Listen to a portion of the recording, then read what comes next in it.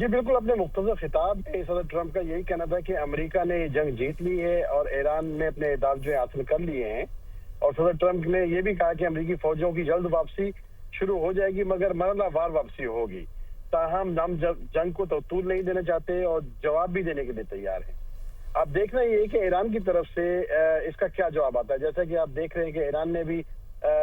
گزشتہ 2 روز سے کہہ رہے تھے، 200 ممالک کی جانب سے ہمیں پیغامات جو ہیں تصفیے کے مل رہے ہیں، مگر ڈائریکٹ جو ہے امریکہ سے ہماری کسی لیول پہ کوئی بات چیت نہیں ہوئی ہے۔ اب اس میں یہ بھی دیکھا جاتا ہے کہ آج کے اس خطاب میں یہ بھی ایکسپیکٹ کیا جا رہا تھا کہ صدر ٹرمپ جو ہے نیٹو کے حوالے سے بھی شاید کچھ بات کرے، کیونکہ نیٹو ممالک نے جتنے بھی الائز ہیں انہوں نے اس جنگ میں امریکہ کے ساتھ ایک ملک بھی کھڑا نہیں ہوا ہے۔ یہ بڑی ٹف سچویشن تھی۔ ظاہر ہے کہ امریکہ کے لیے اس وقت جو ہے ان ہاؤس بھی ایک پرابلم کریٹ ہو چکی ہے، کیونکہ یہاں بھی بہت زیادہ مظاہرے شروع ہو گئے ہیں کہ یہ ہماری جنگ نہیں تھی، ہم خام خواہ اس جنگ میں کودے ہیں۔ مگر ساتھ ہی ٹرمپ نے یہ بھی کہا کہ ہم مذاکرات کے لیے تیار ہیں، مگر مضبوط پوزیشن کے ساتھ مذاکرات کریں گے، ہم اپنی سے جو ہیں وہ رکھیں گے۔ اور ایران کو یہ بھی وارننگ دی ہے انہوں نے اپنے خطاب میں کہ اگر کسی قسم کا ممکنہ حملہ بھی ہوتا ہے تو اس کا سخت جواب بھی دیا جائے گا امریکہ کی جانب سے۔ اب اس میں ایک اہم پوائنٹ جو اس میں ایک اہم پوائنٹ ہم یہ دیکھ رہے تھے کہ اس سارے سینیریو میں اپنی تقریر میں انہوں نے اسرائیل کا کہیں ذکر نہیں کیا کہ امریکہ تو وہاں سے پول آؤٹ کرے گا، امریکن گراؤنڈ ٹروپس نہیں جائیں گے، امریکن فوجی خطے سے واپس آئیں گے، مگر اسرائیل کا کہیں ذکر نہیں کیا کہ امریکہ ٹھیک ہے اٹیک نہیں کرتا ہے تو اسرائیل کا اس میں کیا پوزیشن ہوگی، اسرائیل کیا کرے گا، اسرائیل کے لیے کیا گائیڈ لائنز ہیں، یا اسرائیل کیا پالیسی لے کے آ رہا ہے۔ تو یہ جو کچھ چیزیں ہیں جو ابھی کوسچنیبل ہیں۔ اب دیکھتے ہیں ڈاؤن دا روڈ ایران کی طرف سے کیا اس کا جواب آتا ہے، اور اسی حوالے سے پھر آگے امریکن پالیسی جو ہے کس طرح مرتب کی جاتی ہے۔ جی یوسف، یہ جاننا بھی بڑا ضروری ہے کہ جو وہاں کی عوام ہے وہ ڈونلڈ ٹرمپ کو کس طرح سے مانتے ہیں، یعنی وہ جنگ بندی کی طرف جانا چاہتے ہیں یا ڈونلڈ ٹرمپ کے ساتھ ہیں، ان کی مقبولیت کیسے ہیں، عوام کی کیا رائے ہے وہاں پہ؟ عوام کی رائے، عوام اوورآل عوام جو ہے جیسا کہ آپ دیکھ رہے ہیں یہاں پہ مختلف شہروں میں مختلف ریاستوں میں بڑے بڑے مظاہرے ہوئے ہیں۔ واشنگٹن ڈی سی میں بھی ایک بہت بڑا مظاہرہ پاس ہوا ہے، اور لاس اینجلس میں جو گزشتہ 2 روز پہلے مظاہرہ ہوا ہے اس میں 75 جو لوگ ہیں ان کو اریسٹ بھی کیا گیا ہے۔ تو عام عوام جو ہے، ایک جنرل امریکن جو ہے وہ اس کے خلاف ہے جنگ کے، کیونکہ اس میں امریکہ کا نقصان ہو رہا ہے، اور عوام بھی یہ کہہ رہی ہے کہ یہ ہماری جنگ نہیں تھی، ہمیں اس جنگ میں شامل نہیں ہونا چاہیے تھا، ہم خواہ مخواہ اس جنگ میں کودے ہیں۔ تو کیا پرسنٹیج ہو سکتی ہے یوسف ان لوگوں کی جو اس کی مخالفت کرتے ہیں، ڈونلڈ ٹرمپ کے خلاف ہیں؟ میں نے ابھی دیکھے سروس تو نہیں دیکھے، آئی وڈ سے کہ مور دین 65-70% لوگ جو ہیں وہ ان جنگ کے خلاف ہیں، اور امریکہ کی انوالومنٹ کے خلاف ہے کہ یہ ہماری جنگ نہیں ہے، اس میں امریکہ کو کسی بھی صورت انوالو ہونا نہیں چاہیے تھا۔ تو ان سب سینیریو پہ کیا وہاں کی معیشت پہ، وہاں کی اشیاء خرونوش پہ کتنا چینج آیا ہے، مہنگائی پر؟ بہت بڑا چینج آیا ہے۔ اب گزشتہ 2 ویک سے یہاں پہ دیکھیں جی آئل کی جو گیس کی پرائزز ہیں وہ ایک دم جیک اپ ہوئی ہیں، اوورآل جو گروسریز ہیں ہر چیز پہ یہاں پہ افیکٹ ہو رہا ہے۔ ایک لوگوں میں کیوس ہے کہ اگر یہ جنگ جاری رہی 1 ماہ اور تو یہاں پہ آئل کی جو پرائزز جو رک نہیں رہی ہیں، ابھی فردر اوپر جا رہی ہیں۔ آج ہمارے یہاں ورجینیا میں $5.5 گیلن جو ہے وہ پہ پرائز پہنچ چکی ہے، جبکہ کہا ہی جا رہا ہے کہ کیلیفورنیا سائڈ پہ جو ہے ریگولر گیس جو ہے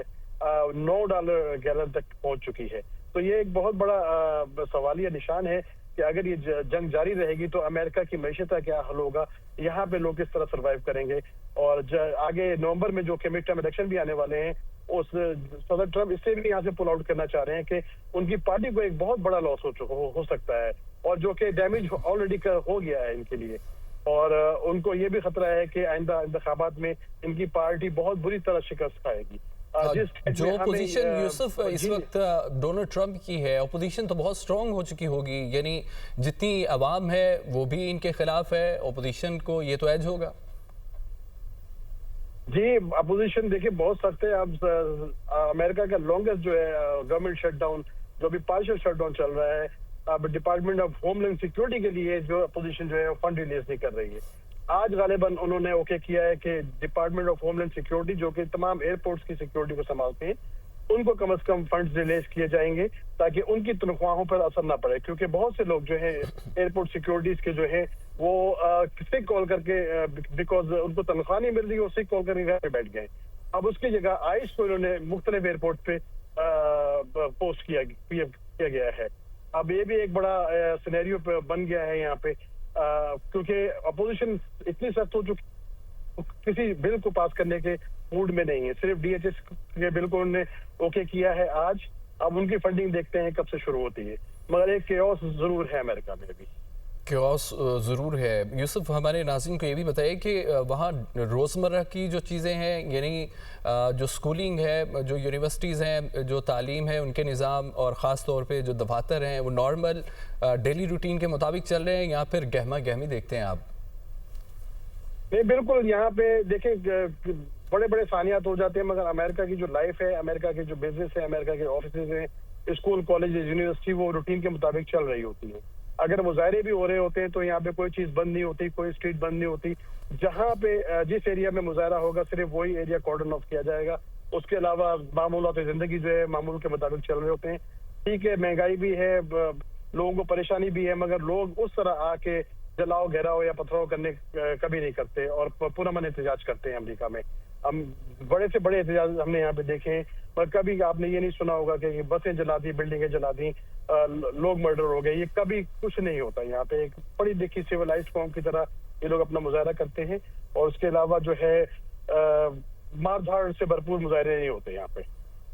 تو یوسف یہ بھی بتائیے گا کہ جو عوام ہے وہاں کی، وہ اسرائیل کے بارے میں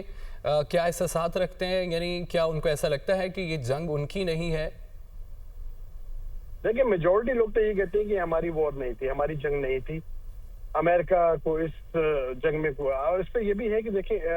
آپ نے اس پورے سینیریو میں دیکھا ہوگا، جنگ شروع ہوئی 2-3-4 ویک میں آپ نے جو وائس پریزیڈنٹ ہیں جے ڈی وینس، ان کا کہیں بھی کوئی اسٹیٹمنٹ نہیں دیکھا ہوگا، کیونکہ اطلاعات یہ ہیں کہ جے ڈی وینس جو ہیں وائس پریزیڈنٹ امریکہ کے، وہ اس جنگ کے سخت خلاف تھے، اور ان کی غالباً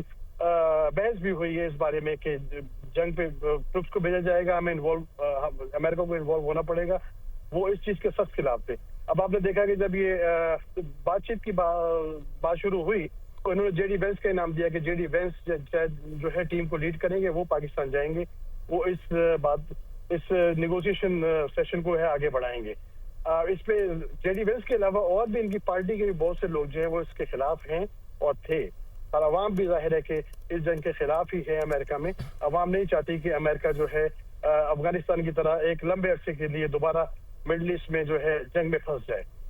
اور جبکہ ان کے ساتھ جو ہے جتنے بھی نیٹو کے الائنس ہیں، کوئی بھی ایک ملک بھی کھڑا ہونے کے لیے تیار نہیں ہے۔ تو یہ امریکہ کے لیے ایک بہت